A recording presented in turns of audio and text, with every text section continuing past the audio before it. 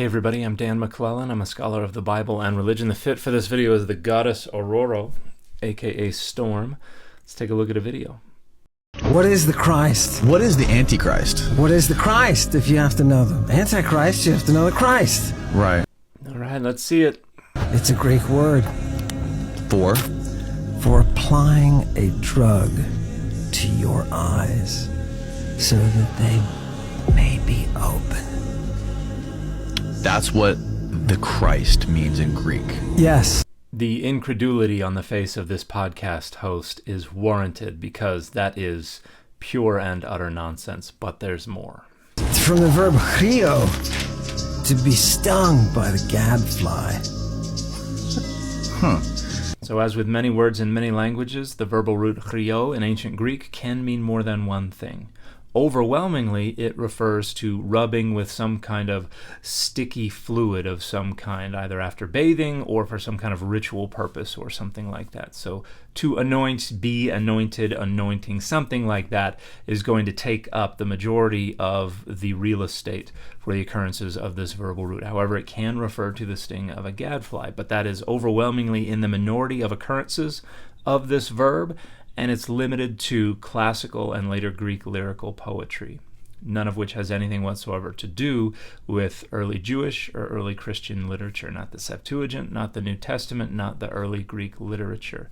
The notion that you can just assert that sense for any given occurrence just because it happens to be in the lexicon is Strong's Concordance, NASA means to deceive levels of amateurishness.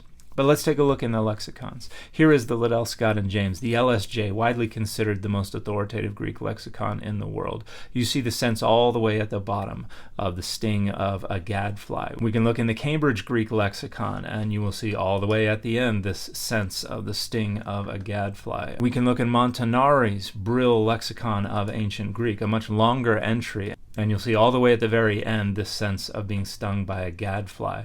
When it comes to uniquely Christian literature, we can look at BDAG, the Greek-English lexicon of the New Testament and related early Christian literature. And here there is no sense of being stung by a gadfly because there's no context where this verb is used where it can plausibly mean any such thing. We can look in the Septuagint. Here is Muraoka's lexicon of the Septuagint, and the only sense you'll find here is to apply sticky fluid to smear. There is nothing related to the gadfly. And we can look in Muraoka's Greek and Hebrew two-way index of the Septuagint. When you look up Greek words, it tells you what Hebrew words they're translating. When you look up Hebrew words, it tells you how they're translated into Greek.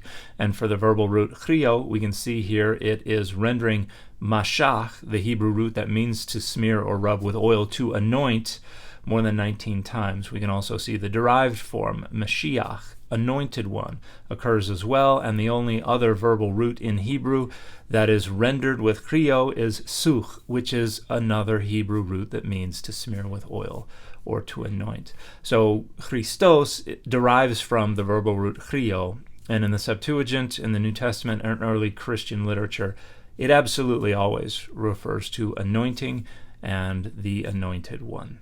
Who's the gadfly? It's a state of mania.